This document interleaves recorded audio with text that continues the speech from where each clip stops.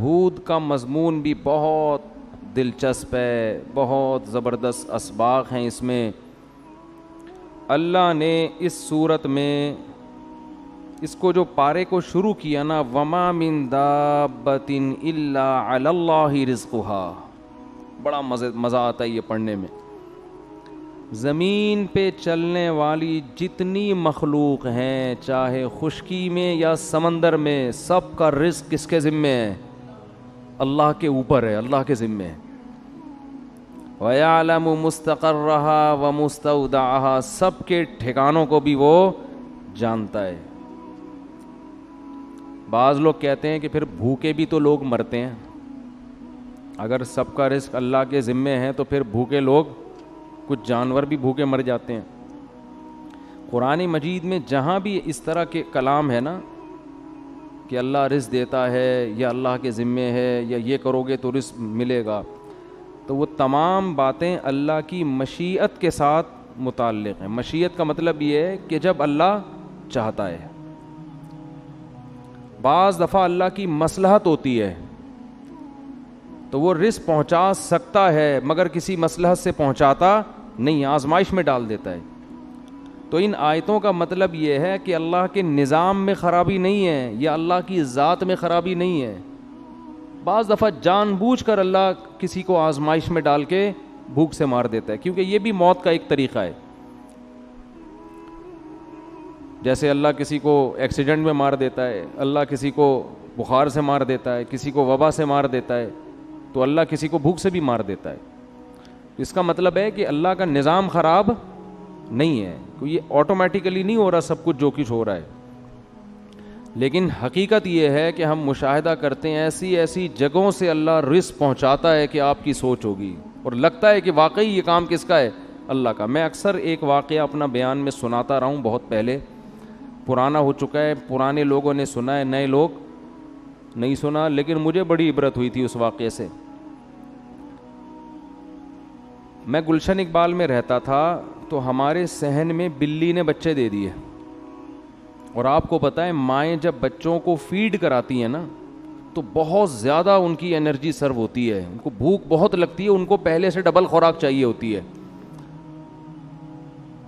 تو اب مائیں جب بچوں کو دودھ پلاتی ہیں تو ان کا دال پانی رزق شوہر نے اپنے ذمے لے لیا ہوتا ہے کہ تم فیڈ کراؤ، ہم کما کے لا رہے ہیں۔ جبکہ بلیوں کے ہاں یہ سسٹم نہیں ہے کہ بلا جو ان بچوں کا ذمہ دار ہے وہ بلی کا نان نفقہ اپنے ذمے لے لے۔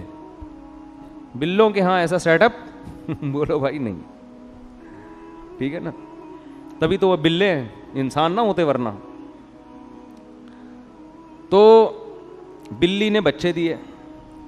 اب بلی جب بچے دیتی ہے تو اس کو بہت حفاظت کرنی پڑتی ہے اپنے بچوں کی، شروع میں تو بہت زیادہ، دائیں بائیں نہیں جا سکتی وہ، اب وہ رزق کی تلاش میں زیادہ دور نکلے گی تو اس کو ڈر ہوتا ہے میرے بچوں کو بلا نہ کھا جائے یا کوئی اور نہ پکڑ لے، تو اب اس کی خوراک کی ضرورت ہو گئی ڈبل، اور جاب کے لیے اس کے پاس ٹائم ہو گیا کم، الٹا کام ہو گیا نا، دونوں طرف سے ٹینشن۔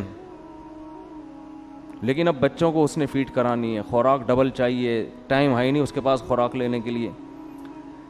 تو میں یہ دیکھ رہا تھا، میں نے کہا یار یہ سارا دن تو ادھر پڑی رہتی ہے بچوں کی حفاظت میں، کھانے پینے کا ٹائم، میں نے کوئی پالی بھی نہیں تھی کہ اس کا ٹھیکہ میں نے لیا، وہ ہمارا جو گیرج تھا نا، گیراج، اس میں اس نے دیے ہوئے تھے بچے۔ تو خیر میرے ذہن میں آیا ہم کھلا دیں گے، لیکن اس وقت تک ایسا کوئی سیٹ اپ تھا نہیں ذہن میں کہ بلی کو پال لو، تھوڑا ڈال دو، وہ تو پھر کمبل ہو جاتی ہے، وہ تو آپ کو پتہ ہے نا، بچوں سمیت بیٹھ جائے گی وہیں ٹھیا لگا کے، تو اتنا فری کرانے کے موڈ میں تھے نہیں۔ تو میرے رشتہ داروں کی دعوت تھی عید کے دن ہمارے گھر میں، تو سب کو ہم نے گھر میں بلایا ہوا تھا، والدہ کو بھی اور بھائی بہنوں کو بھی نا۔ عید کے دن میرے گھر میں سب نے کہا تھا کہ بھئی عید اس دفعہ صبح کہاں گزاریں گے؟ یہ مولانا صاحب کے گھر میں۔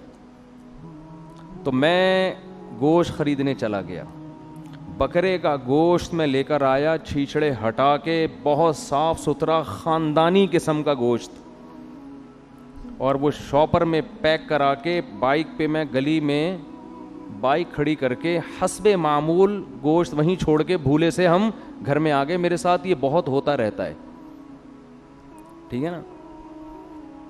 گوشت ہمارا کہاں لٹکا ہوا ہے, بائک پہ لٹکا, اور ہم بھول ہی گئے کس سلسلے میں جانا ہوا تھا اور کس سلسلے میں آ رہے ہیں. تو گھر والوں نے کہا بھائی آپ کو بھیجا تھا گوشت لینے کے لیے.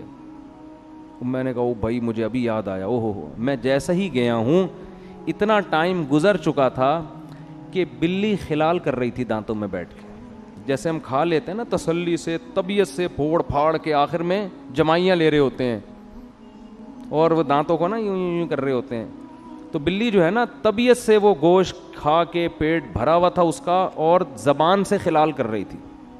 ایسے خلال نہیں کر رہی ہوتی, یوں کر کے بالکل بھائی اب مزید حاجت نہیں ہے, اب آپ لے جانا چاہیں تو لے جا سکتے ہیں. بہت شکریہ آپ کا, آپ نے ہمیں بکرے کا ایسا تازہ گوشت کھلایا, فل طبیعت سے کھایا اس نے. اور وہ گوشت کی بوٹیاں بکھری ہوئی تھیں پوری سڑک پہ. میں نے کہا ہمارے تو کسی کام کا اب یہ ہے نہیں, تو ہی کھا لے. جیسے ایک آدمی جنگل میں گیا نا قضائے حاجت کے لیے, تو کہیں کھائی میں گیا ہے, دیکھا وہاں شیر بیٹھا ہوا تھا. کہتا ہے اب تو ہی کر لے, ہماری تو ویسے ہی نکل گئی ہے. ہمیں اب کرنے کی ضرورت نہیں, اب تو ہی کر لے. ٹھیک. تو اس وقت مجھے اندازہ ہوا کہ بھائی وما من دابۃ الا علی اللہ رزقها, جتنے زمین میں چوپائے جانور چل رہے ہیں نا, روزی کس کے ذمے ہے؟ اللہ کے ذمے. اللہ اس کو یہی پہنچا رہا ہے کہ تو بچوں کی کیئر کر, ابھی عید آ رہی ہے, مفتی صاحب تیرے لیے بکرے کا گوشت خرید کے تجھے کھلائیں گے. اور یہ ہوتا ہے.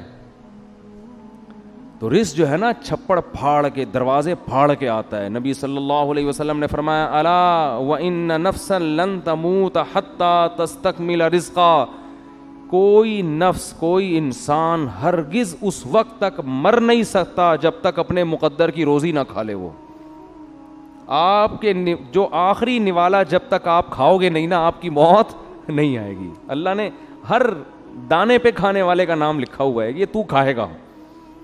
مقدر انسان کو کھینچ کے کہاں لے کے جاتا ہے.